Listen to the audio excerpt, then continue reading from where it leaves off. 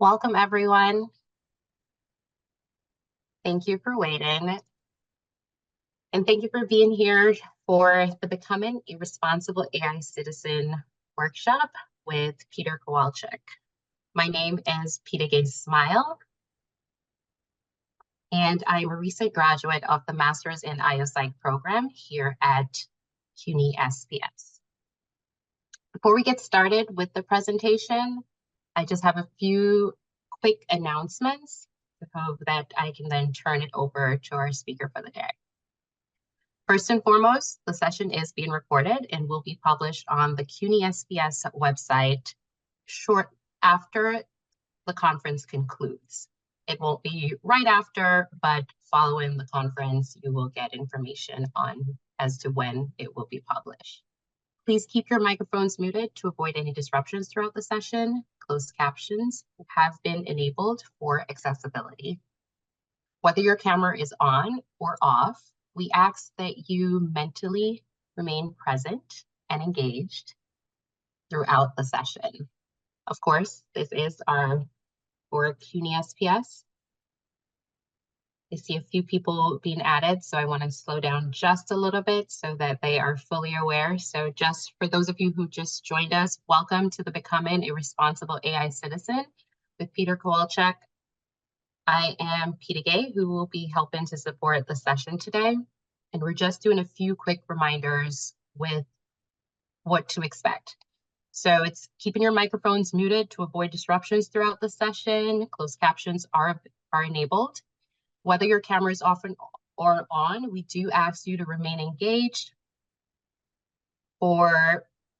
This is a learning environment, of course. So we encourage you to share your thoughts in the chat, experiences, and questions.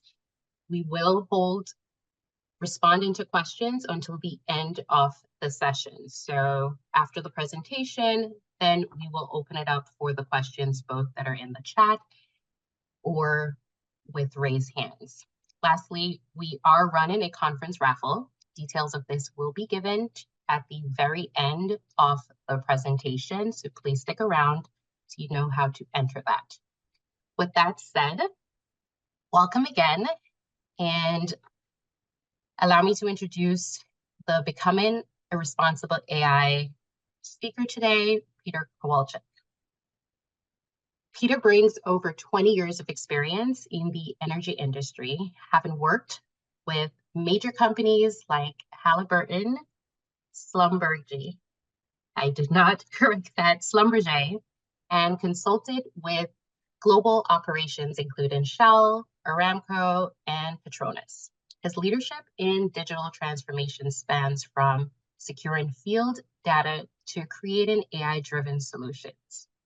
At Microsoft, Peter played a key role in shaping cloud standards for data privacy, security, and responsible AI. Currently, he serves as the head of digital innovation at Busa Energy, where he focuses on integrating green technologies and digital strategies. In addition to his industry work, Peter is also an adjunct professor here at CUNY SPS, where he teaches on AI and data topics. He's very passionate about both the technology behind AI and the real-world implications of how it's used. So please join me in welcoming Peter Kowalczyk. Peter, the floor is all yours. Hi, thanks a lot. Thanks a lot for that intro, Peter. And thanks a lot, everyone, for spending a few minutes with us, spending probably your lunch. So I want to talk today about becoming a responsible AI citizen. One thing to note is just the concept of being an AI citizen, right? If you looked at the press, you looked at online, all of the jib jab around AI, you might think that AI citizen is someone who's developing AI, who's maybe designing systems, working on AI in a lab or something. But in reality, AI is, and especially the last few years, AI has become a driving force of the world for absolutely every one of us. this image that I'm showing right here was generated with AI. As much of the content that I'm going to be presenting in this this 1 hour that we have together, and a lot of the images, right, that I'm going to be showing on a lot of those slides. So AI is really something that we can use for a lot of things at work, a lot of things at school, but it's also a tool that we use on our daily basis, right? One of the things that we're going to do today is I'm going to walk you through a little use case, and then we're going to dive into the different things that we have to consider within that use case. And you'll see that a lot of what we show in that use case are things that you're going to be bumping into your on a daily basis. Even if you're not doing any work, even if you're not at school, you will be using AI, and you will have to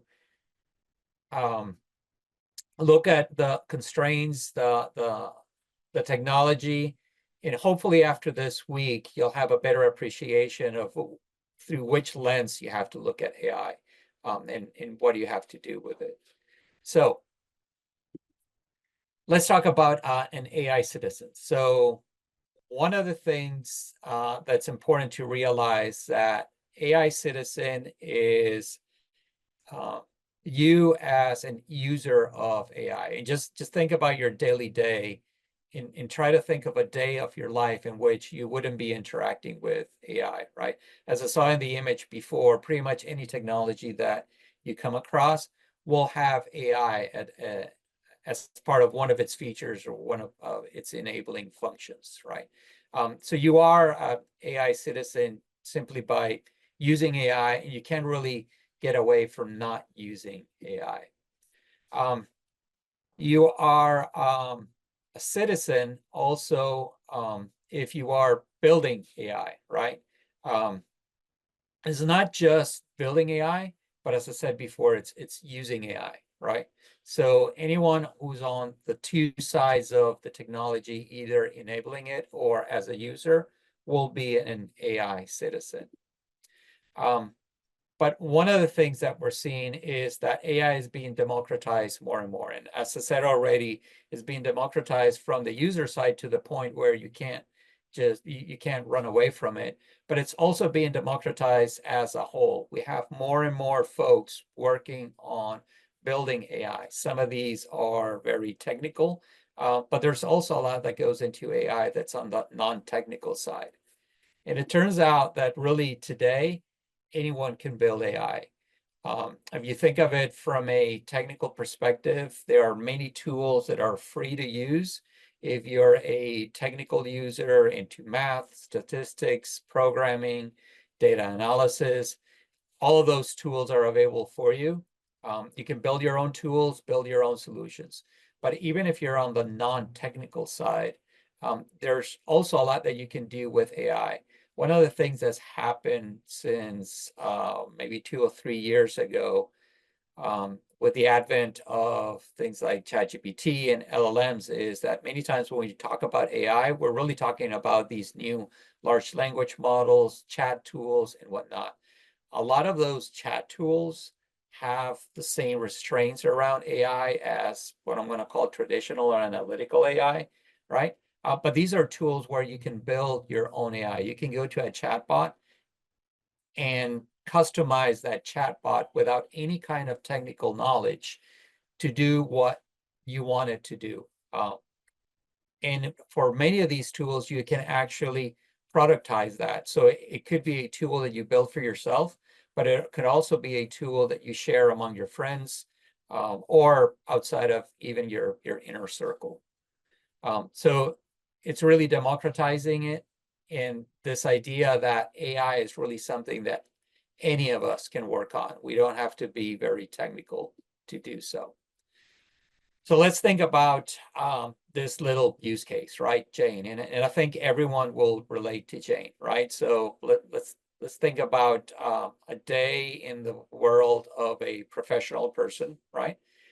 Jane wakes up 6:30 in the morning, and it turns out that she was using her sleep tracker to determine exactly when she would wake up. That sleep tracker is using AI is using different input to determine when is the best time for Jane to wake up, around the 6:30 a.m. Timeline. It could be that Jane is using different tools to get dressed and prepared to go to work. Maybe a smart mirror, for instance. She'll definitely need a coffee to go to work. We all do. The coffee machine could be brewing coffee automatically. It could be using AI to determine exactly what kind of coffee does she need for any given day. And during her commute, we do this every day. Even if you know where you're going, if you're driving or walking to work, many of us just turn on the GPS just to know at what time to arrive, any potential detours that we might have to do because of traffic, unforeseen traffic. So we're using AI all of the time. Any one of us could have had a morning just like this. So Jane arrives to work. She was working very hard on a new presentation that she has to provide at work. She used AI to formulate that presentation, not unlike what I've done here. A lot of the content that I'm showing here was produced by AI. But then her manager says, well, Jane, this is a very important pitch. We need you to present it. So now Jane has to ask herself, okay, I am an AI citizen. I did not develop any of the AI that I used to develop my pitch, but I am an AI user. I could have maybe tweaked and customized some of the tools that I use to generate my presentation. But now I'm at a crossroads. Now I have to determine, okay, should I use AI also for the pitch?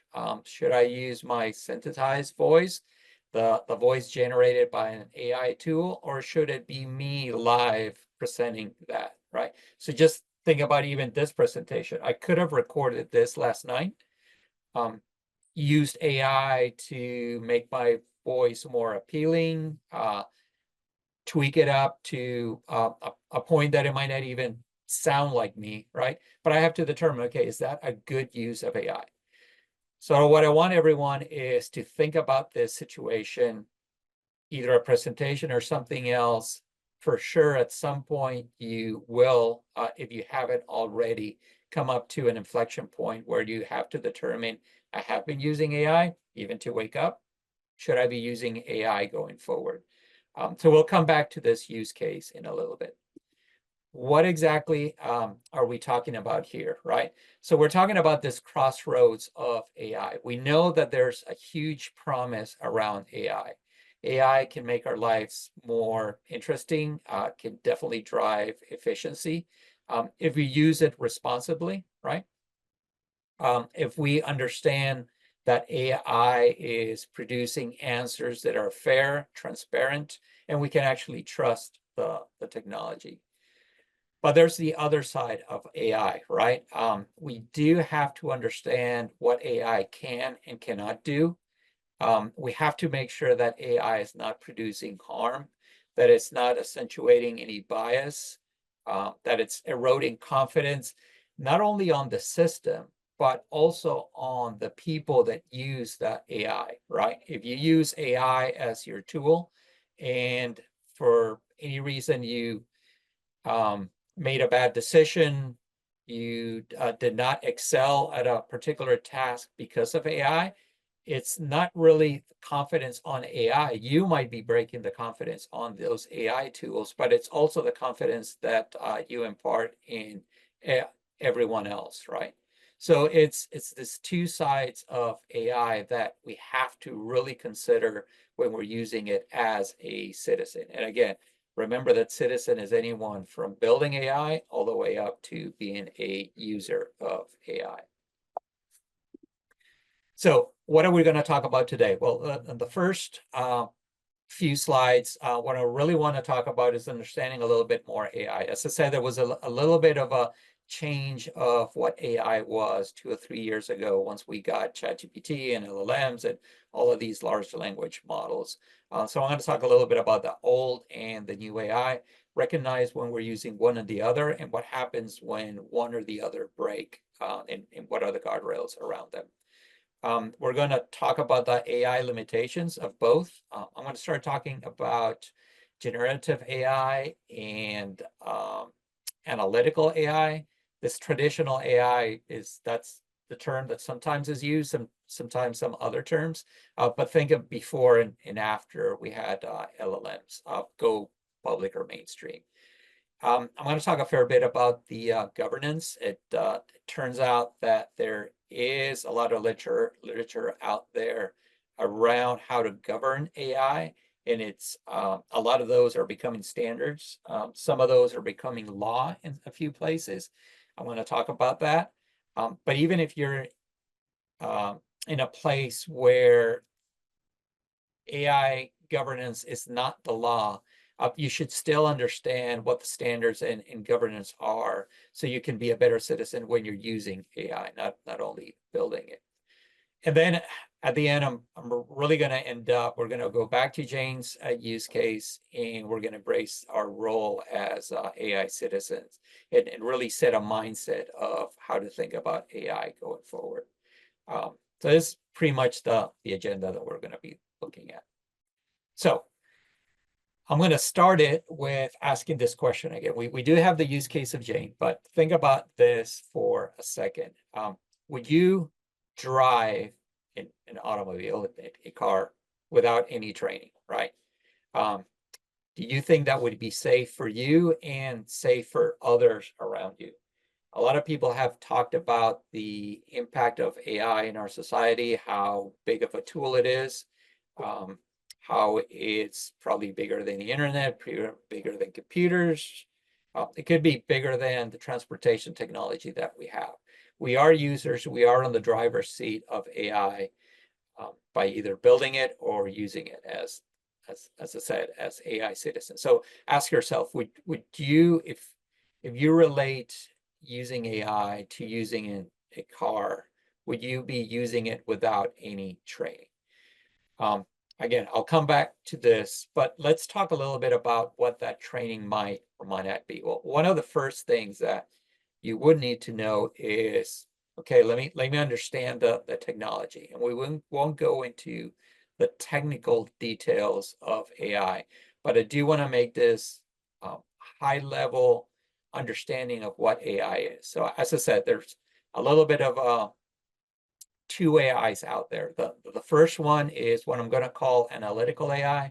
It also has been called classical AI, the old AI. But basically, it's the AI in which we're using data to drive insights and maybe even do decision making. We recognize patterns. It's AI that uses a lot of statistical methods, modeling. It's probably the AI that we all thought about before 2022 or whatnot, where we thought about, well, okay, AI is something that a scientist is doing in a data lab using a lot of information, distilling that, and coming up with a model that would predict something, right? That's more of the analytical AI. More recently, we have this idea of generative AI, and I'm going to hone into that generative part. One of the biggest difference as users, not necessarily the technology underneath, but as users of this new technology, is the fact that when we're using generative AI, now we're not talking so much about predicting based on things that we have seen, but really on creating new and original content. And that could be either text, images, even video nowadays, right? A combination of all of those. I'm not necessarily talking about the underlying technology. Our underlying technology might be similar between the two, but the way that we use AI, the way that we think about the use cases for AI as an AI citizen, generative AI is a lot about creating new content. Analytical AI is a lot about predicting based on things that we have seen before. Again, not from a technical perspective, but more from a user perspective, right? Analytical AI, if we go back to it, it's a little bit of that silent worker, right? As I said before, think about AI with data as something that's being done in a lab by a scientist, right? We're trying to get insights from data, extracting value from data that we have collected to guide a given decision. We do automated decision making with that analysis, and we can perform optimization. We might be using AI, and we might have been using AI for years now and not even realize it because it's working in the background.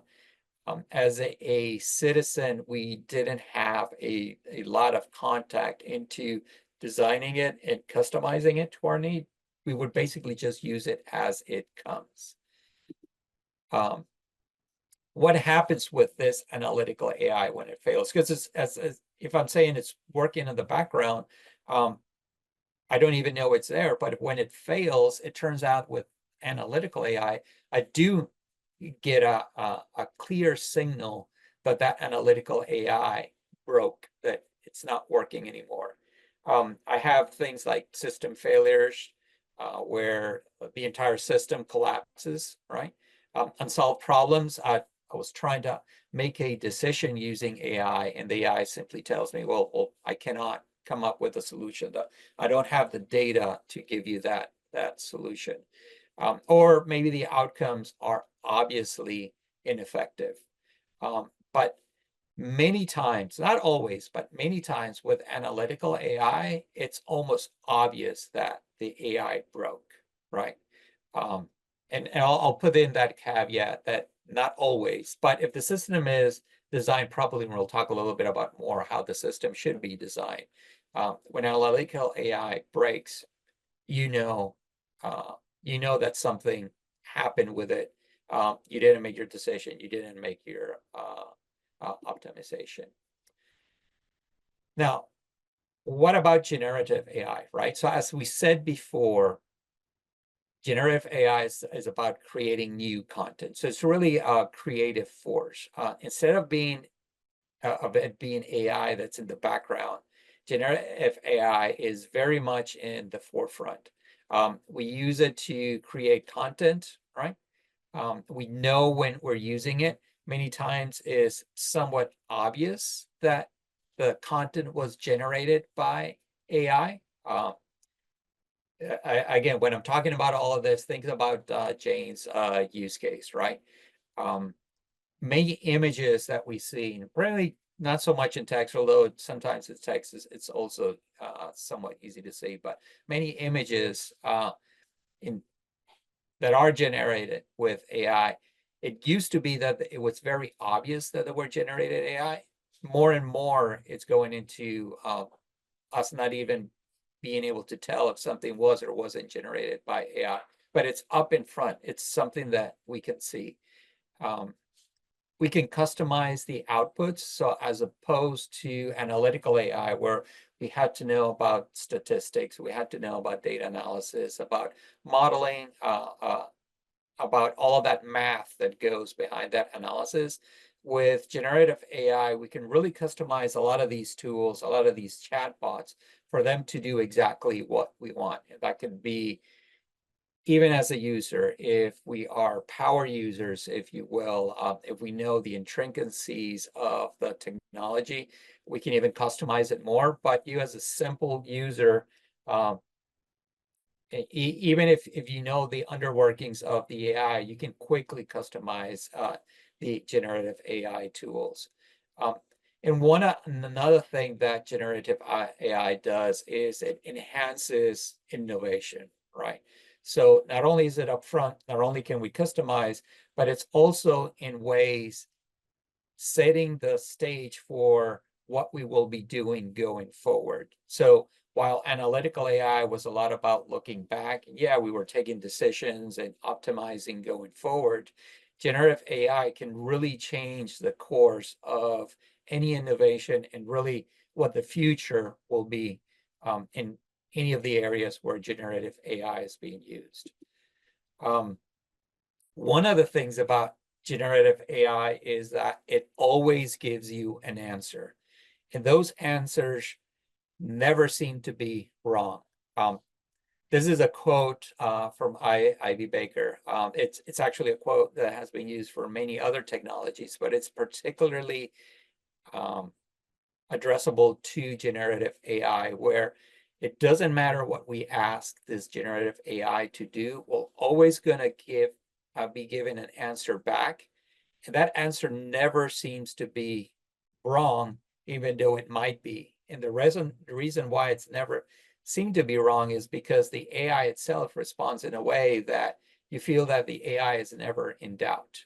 Um, that's very critical when you're using AI, as opposed to analytical AI, where you knew exactly when the technology broke or stopped functioning. With generative AI, you might run through an entire workflow where you're using generative AI for different steps. You might not even realize that the answers that you're getting are wrong. For that reason, as a citizen, we go back to driving the car, we have to understand what the technology can and cannot do, but we also have to read the manual to be able to drive the technology in a safe and responsible way. If we think again about that case in which we're driving a car, one of the things that makes driving a car safe are all of the rules that we have when we drive, right? Well, the same is true for AI. There's a lot of governance around AI that's gone online. One of the ones that is still being looked at a lot is in the EU. They in August of last year, they released what they call the AI Act, which is a series of guidelines and rules that anyone that builds AI should follow. These were taken after many meetings that they had with industry, government, and some user groups. It's still in effect, and while it is released in the EU, it really should be something that all of us should be aware of, because any company that does business in the EU must follow those rules. And most AI companies, even small consulting companies, will have a link to the EU, either user base or some of the technology that comes out of the continent. There's actually a good set of generative AI models that come out of companies in the EU. So don't let the fact that it's in the EU make you think that it's not something that you should be aware and understand. Over in the US, back in October of 23, so even before the EU, we had an executive order that was signed into effect to make sure that the AI that we develop here in the US is safe, secure, and we can basically use it and follow certain responsible AI guidelines. That executive order was revoked in January of this year, and there's another one that was signed. This one's a little bit more broader. It takes away some of the guardrails and safeguards that we had in the first one, the one from October of 23. And it doesn't include some of the guardrails and safeguards that we see in the AI Act of the EU. And the idea behind this is to accelerate the development of AI, which means that there is more liberty for creating different AI, different use cases, but it puts a lot more burden on the user of the AI to make sure that that AI is being using responsibly. The UK originally had some proposals to come up with a regulation that was similar to the AI Act in the EU itself. But they actually published in January of this year in governance that follows or mirrors in a lot of ways the US latest executive order, and they call it the AI Opportunities Action Plan, which again, it's very broad and allowing companies and any AI citizen to develop AI in many different use cases. Again, putting a lot of that burden into the AI citizen from a user perspective. So while that's what we see on more on the government side of things, AI companies, large and small, they have taken responsible AI as one of their own responsibilities, and they have programs in place, although the major technology companies do, that guide their principals on how they should be producing AI and how they should attack the different use cases that they want their own products uh, to fulfill. A lot of these internal governance for a lot of these technology companies were in place and started probably 10 years ago in most cases. So they predate generative AI. They only accelerate it more after the advent of AI and that democratizing of AI, and then broadening the base of what an AI citizen is. A lot of the regulation on the regulatory side, a lot of those principles and what we see in governance on that side was taken from these internal principles that a lot of these companies put together. The biggest difference is that on the governance side, those are laws that should be followed. There are penalties for not doing so, at least in the case of the EU. For here, these are basically guidelines that these companies follow internally, and they use it on the development side, and also on the marketing side to make sure that the users, you as a user citizen of AI, know that the tools that you're using are built within these different principles. And we'll talk a little bit about what these principles are.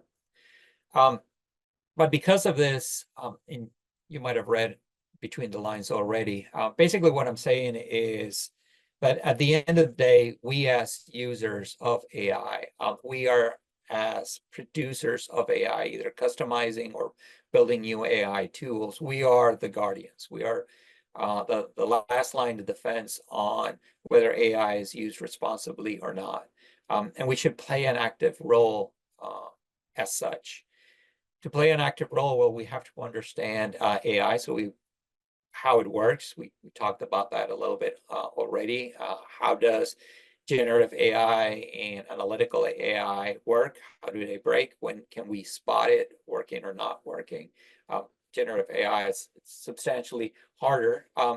And for that reason, we have to keep in mind what the rules would be. So understanding these principles that the companies follow, understanding the governance, either in effect or revoked, is a good starting point.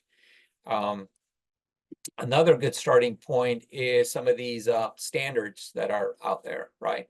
So just like when driving a car, you wouldn't just hop onto the driver's seat and start driving it without knowing the rules of the road. With vehicles, it's easy. You're in a certain country, a certain state, you can follow or find the specific rules and regulation to use that vehicle in that place. In AI, as I said, it's a little bit of a murkier landscape where we have some places where there is regulation, some places where there isn't, companies that have different principles, even though all the big companies follow very similar principles.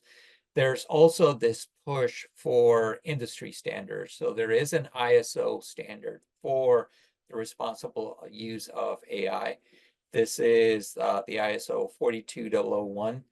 There's some other standards under ISO that are more around explaining AI. There's a 27 ISO regulation that talks more about the different components of AI. It's a little bit more of trying to define and call things the same way, one of the things that we see in AI is that one company might call a model, a framework, a technique in one way, and another company might do it in a different way. So there is some regulation around that, but 42001 is really the ISO regulation for using AI responsibly, right? So knowing those standards is the equivalent of, okay, well, let me find out what the rules for driving a car on the interstate are. Another thing that we should be doing is understanding what AI companies are doing with AI. So what are the specific use cases? What are they doing for a product release? If you are using an AI product, just venture onto their website. If it's at work and it's a new system, talk to the reps for that company and try to understand a little bit about the release cycle for AI. And I'll touch on a few points of that release cycle. And then the last point is data, right? Understand what data is being used for the AI. You are an owner of your own data. You have rights around that data as a user and on regulation. We'll talk a little bit about that regulation. The ISO 4001, it's safety manual. It goes all the way from setting global AI standards, right, to build trustworthy AI systems. It really gives you the framework and some guidelines on setting up an entire management and system framework for implementing AI. It comes up with ethical risk and trust guardrails. And really the whole idea is not to constrain AI, but make sure that AI performs the way it should and actually produces performance enhancement. I do think that everyone should at least know about the standard, not necessarily all of the details, even if you're a user, right? AI citizen at the end.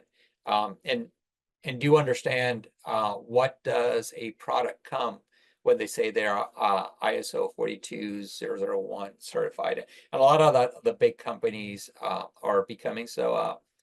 Some of the big cloud companies are actually going public saying that they're compliant.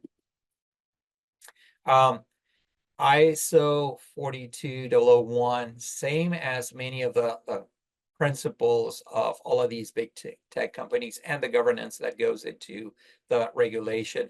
They all cover all of these aspects of AI. So transparency, so you know exactly what kind of AI you're using, what are the constraints, is this analytical, is this generative? Accountability, when the AI fails, we know exactly where it fails. Analytical, as I said, it's easier. But even in generative AI, we know exactly what is being generated where and by whom. They're fair. There's a lot of data that goes into these AI systems. We have to make sure that the output from them is fair for all populations. There's no bias. The outputs are encompassing of anyone, and they're inclusive. Any AI solution should be explainable. You should understand where the decision points are being taken by the AI and understand how are those decisions being made. It has to obey to data privacy, and I'll talk about GDPR, which is regulation out of the EU around data privacy, right? And what that entails, what you own, when can you give data away, and it has to be reliable. Every time that you use AI, it should be replying the same way. These same principles are the principles that we see in the documentation for all of the big tech companies, or they should be. 42001 has things around processes, right? So it lets you understand how to set up the processes to develop AI. You can use that as a user to understand how to not only develop AI, but also use AI. There's some frameworks around when you should do auditing. So it's a pretty robust set of guidelines and rules. It covers all the way from the setting up the organization to build AI, all the way up through building the AI and guidelines on how to improve the AI. One of the things about AI is that it can deteriorate over time. So you need some guidelines on how can I go back to the AI, make improvements on it, and make sure that I'm still following all the different principles and I haven't broken anything.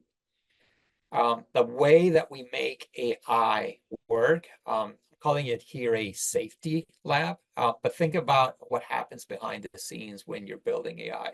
You have everything from a model that must be fine-tuned with a lot of data, all the way up to positioning the AI. One of the things that we should be thinking about is where can and can I not use AI? Not every single use case is an AI use case, even though the technology is there. So positioning is as important as putting all of these guardrails in between the model and the actual solution. And they can go all the way between using the right model, using the right data, to how do we present the data, how do we follow the different principles. There's many different tools that are used in these safety labs, all the way from providing fairness and bias detection on the data itself. A lot of big companies have open source code that can be used. They also go into explainability, interpretability. This is an important piece of AI, which we as users, as citizens, should be asking more about, okay? Tell me, how exactly did the AI make that decision?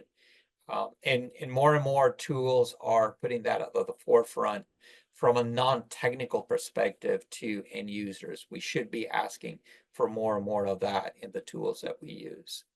And then the last one is privacy and data protection. We have to make sure that our data doesn't go into the AI and it's used in ways that we do not have reach to. It turns out that AI regulation came about even before a data regulation came out even before AI was the regulation was even thought about. Another important piece on AI is this idea of red teaming.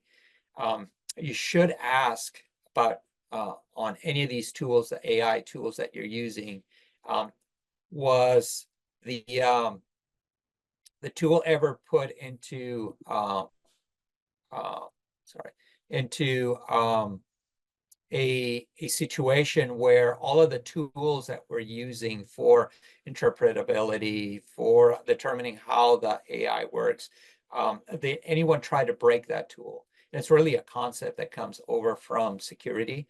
Security does a lot of red teaming, and it's where you are trying to adversarially break the AI, break the system, and making sure that all of these tools that we're using actually do what they're supposed to.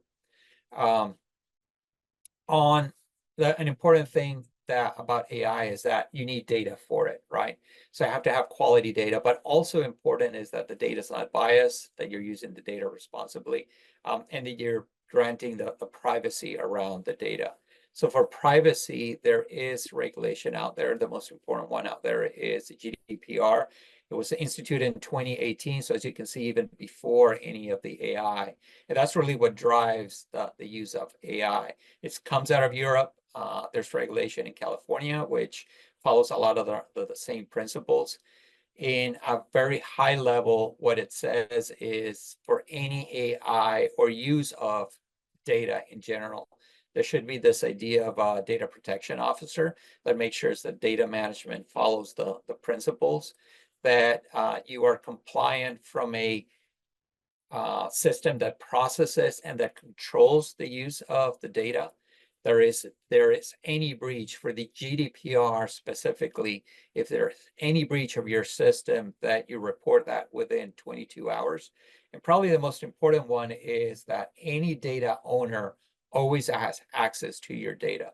So you might say when you're agreeing to the use of any AI or data system that, hey, yeah, you can use my data. But what's important is that at any point, you can tell that system, I don't want you to use my data anymore, and all of your data is deleted. So that's how you always stay in touch with your data. And this is really for the use of AI and outside of AI. It's just that AI cannot live without data. So a call to action. We are all data citizens. We know and we must understand these powerful tools that we're using, right? And we have to ask ourselves, how exactly are we going to use these different tools? It really depends on us. There could be a lot of regulation, a lot of technology, but it stops with us, right? We have to make those collective choices to determine when we should and shouldn't be using AI. So if you go back to Jane, and I'm not going to answer this question, but now that you know what you know, what do you think, Jane? Should she be using synthesized voice or an AI voice to present her pitch? All of the work that she did using AI as a tool, as an assistant, as a co-pilot, or should she just presented herself that same content? So I'll leave you up with that to determine what Jane should you do. And if you are Jane or put in a situation as Jane, what would your decision be now that you know a little bit about more AI, the governance, and the different tools that are used to make sure that it's responsible? And with that, thank you. I'll open the floor for any questions.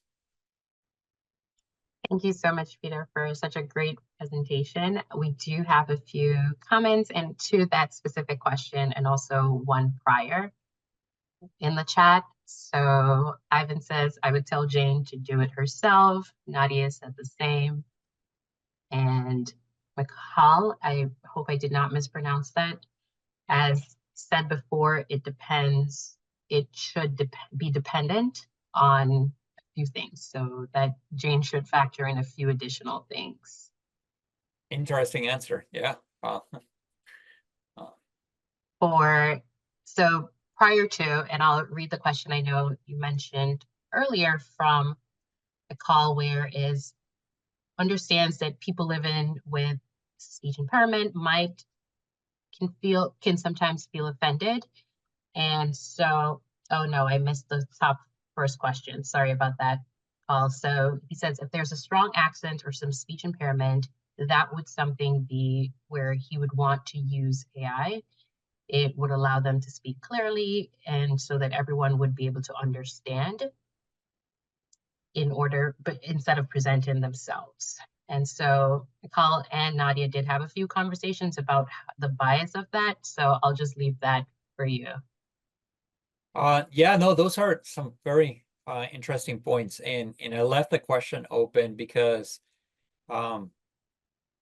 with what we know about Jane, there's probably not a right or wrong answer. And at the end of the day, the right or wrong answer becomes to individual judgment, right?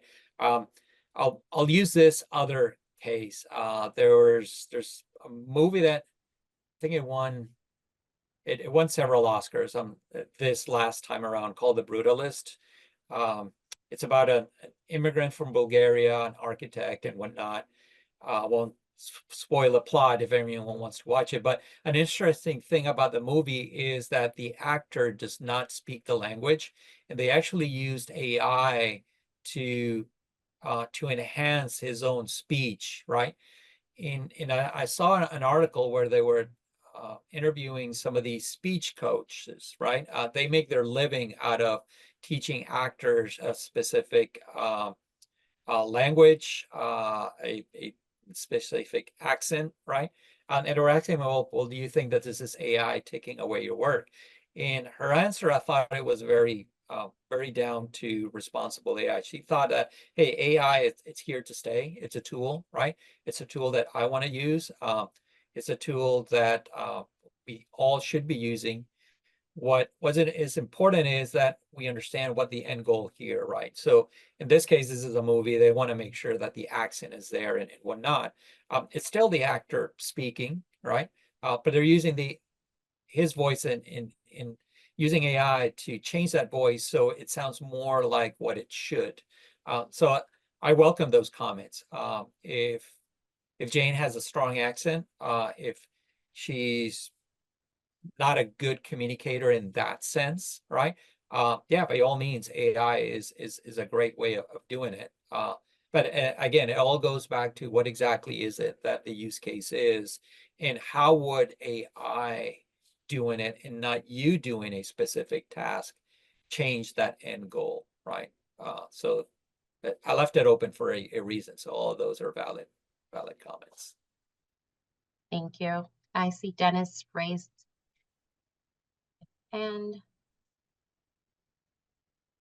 please come off mute, Dennis.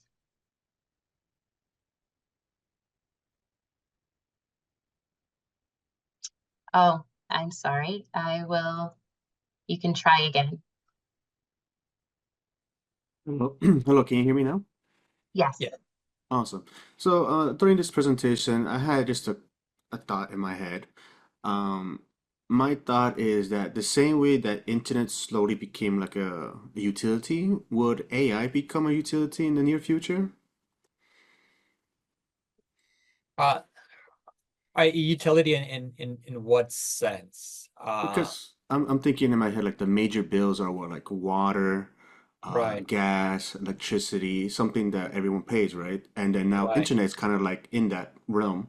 And I know right. that there's a lot of talk around what's it called, FAA, to have internet considered as utility. Obviously, you know, Yeah. with the current administration and the politics around this, I don't think that passed through, but people really wanted to consider internet as utility. But I'm thinking now that AI is slowly going that route, that AI is going to become as essential as the internet was. Like everyone, if you do not have the AI within your pocket, you are going to be left behind. So I'm thinking that will AI become like a utility? Or should it become a utility? Right. Yeah. So I'm not going to go into trying to predict the future. What I would like for us to do, though, is to think of it that way, though.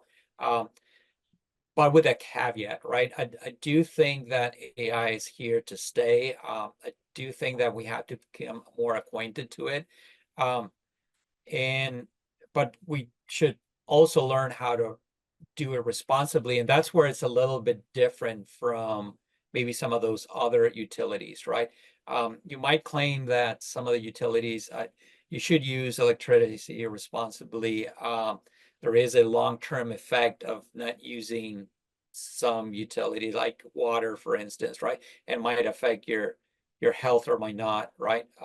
But you have to think about AI as what are the implications to the future. It's not just something that I'm consuming for myself, but it's something that might change the course of, I wouldn't go all the way to say to humanity, although all as a group, but it will change the way that we interact, that we do things.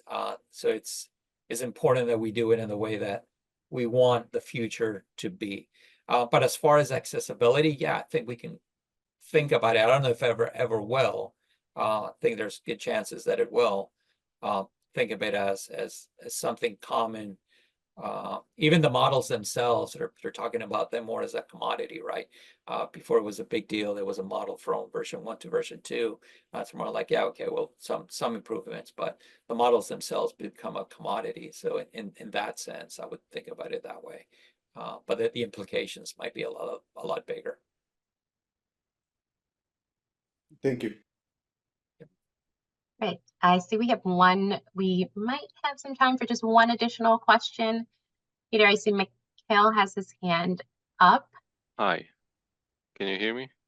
Yes. Yeah, this is not a question. I just finished some AI course and where what we studied. This is the took like little addition to the previous comment. So AI is a general technique, like AI now developing as a general technology, and what it means, it's like when the steam engine was invented, it's kind of was breakthrough industrial revolution.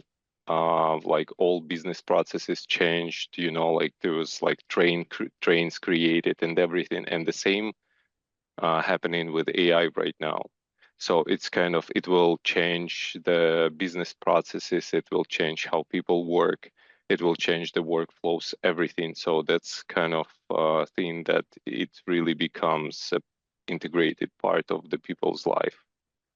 and we used to use it a lot. We just didn't know, like photo recognition in iPhones, and it's weather forecasting. It's it used in like Google Maps, traffic prediction, like all of these. It was before it was integrated a long time ago. Yeah, I think that's a good point. As I said before, analytical AI was a little bit of that silent worker in the background. We were all using it. We just didn't realize it. I think one good thing about generative AI and the fact that it's in the press all the time and we see it everywhere is that AI is not something that people shy away from. But it opens up the opportunity for all of us as users to ask those tough questions. Is this AI doing what it's supposed to? Are we using it for what it's supposed to be used, or are these some use cases where AI is not the right tool? So it really opened the floor and made it a day-to-day conversation that we should take advantage of. Thank you so much. Thank you again, Peter. Today's session definitely reinforced that AI runs on our data, and really understanding how it's used is going to be really critical and essential to being a responsible AI citizen. And I must say that knowing the difference between the tools, their limitations, and just some of the laws that as they're continuing to be developed should really guide how we use it and our understanding of it. So thank you so much for that. Thank you again, everyone, for joining us today. We hope to see you at our next session, which is Ethical Hiring Trends, Navigating Talent Selection and Advancing Your Career in the Age of AI. This is going to be at 7 p.m. Eastern Time today with Khadija Excel. Again, as promised earlier in the session, CUNY is running a raffle for those who complete the post survey of the workshop. The more sessions you attend, the better chances you are to receiving a prize. Prizes include Student Leadership Conference swag, tote, water bottle, and a gift card.